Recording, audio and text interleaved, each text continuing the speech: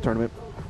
We had the junior skiers in the slalom. The under 14 events basically is what they called it, and we had these kids out here skiing and competing for the opportunity not only to win their own respective event, but then to be the forerunner, the first competitor for our open events as well. And you know, what a cool feeling this has got to be for these young people. But this young man, Mikhail, coming out and not only, you know, skiing, but going ahead and just throwing down that first pass as he comes back in here with both on toe. Напоминаю, что Михаил выступает в номинации до 14 лет и выше и пробился в мужской финал.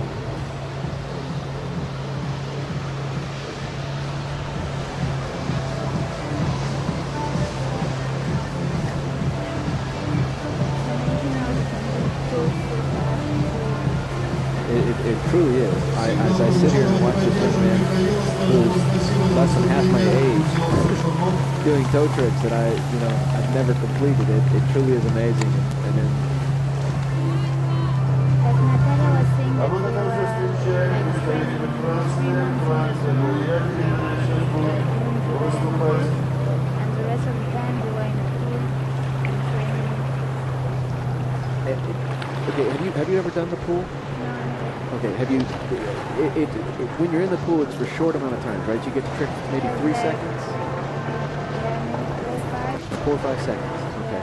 So obviously, I guess then they learn these tricks one by one, and then in sequences in terms of maybe they can do toe 7, toe 5 back, and that's it, yeah. And so the amazing thing is how efficient they are in between the tricks.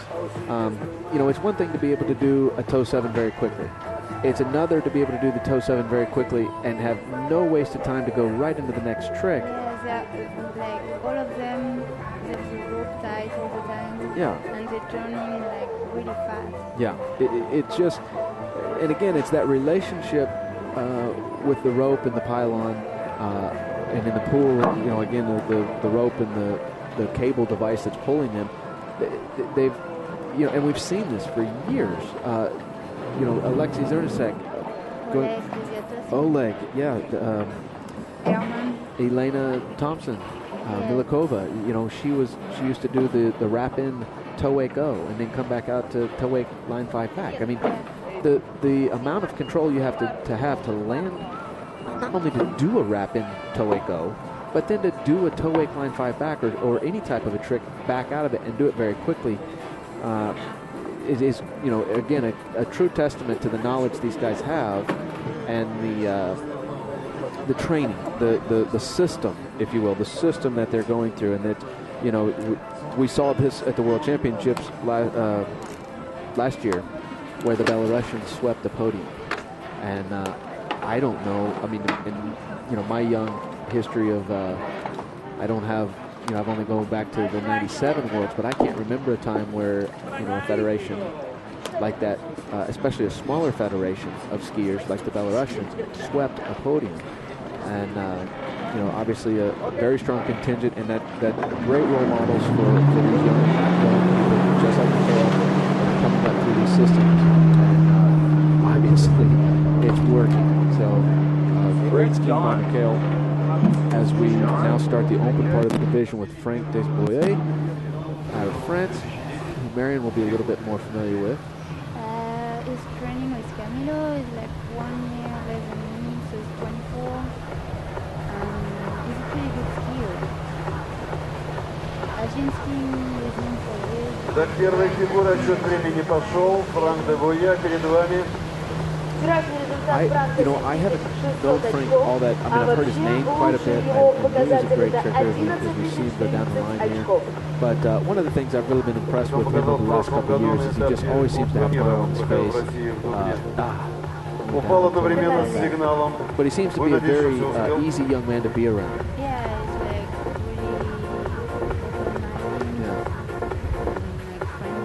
Yeah, really yeah, very friendly. Doesn't seem to be walking around with a chip on his shoulder or anything like that. And those. It's been like almost 5 or 4 years he's training with Camilo, so he's used to be with other people like foreigners. Yeah.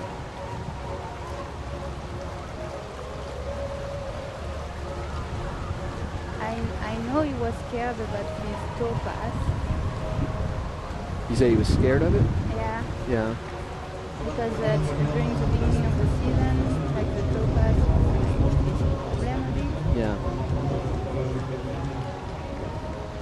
He looked perhaps a little hesitant there between the tricks, if you will. You know, where we've been talking about the Belarusians and their strength is that time between the tricks. He's, you know, like right there, just taking just a split second to make sure he's got the line before he does the next trick, which is smart. It doesn't do him any good to hurry into the next trick and fall.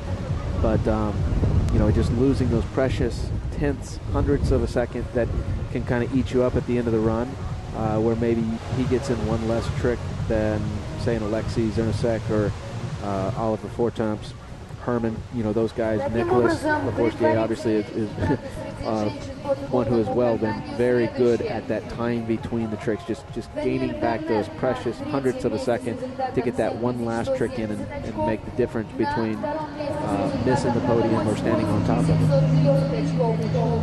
So we've picked up Frank. He's going to go down. They're going to spin him around down here in what I call the open end of the stadium. See a couple boats down there. They're mooring off in the lake, trying to get a bird's eye view of the competition.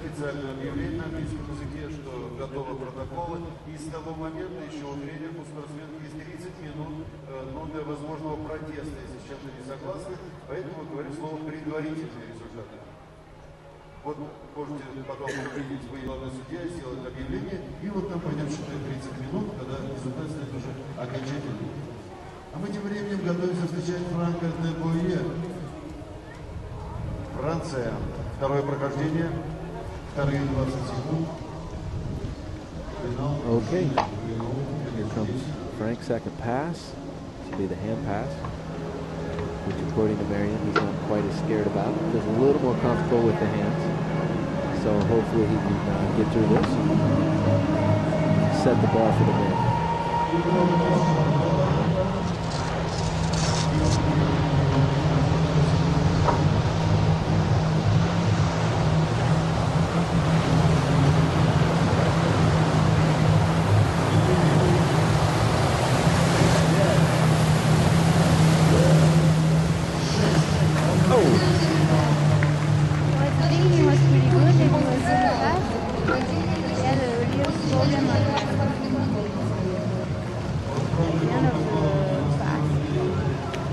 You know what surprised me there a little bit was I almost made the mistake of the assumption of saying that, you know, he'd gotten through the more difficult part of the pass with the ski line fives, you know, the handle passes, all that, you know, he kind of got through that. And as he got to the flip, you know, in my mind, I kind of almost made the mistake of thinking, okay, now he's to the, basically the less risky part. You know, there's no handle passes here unless he's going to do a front-to-front mobe. Should be a little bit more comfortable, but we see how easy on the flips it is. He had a little bit of a stumble, got out of rhythm. There was the second stumble right there where he had to get pulled to the front, and now he's lost his momentum. And that's really the trick to the flips. If you can start well and keep your momentum going, then... Yeah, but I think he started a little bit, maybe too fast. Yeah. And after it was hard to keep going until the end. Okay, okay.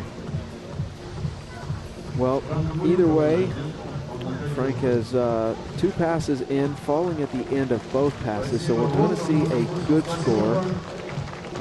Probably not a great score, probably not the score that Frank was hoping for. Right there, he's, you know, lost that, and here now he's, and that clock in his head is just tick, tick, tick, ticking away, and he's in a hurry to get that last trick in.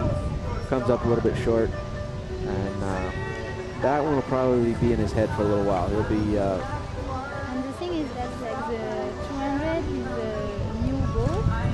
We don't have a lot of them, like, everywhere, so it's hard to train behind. Yes.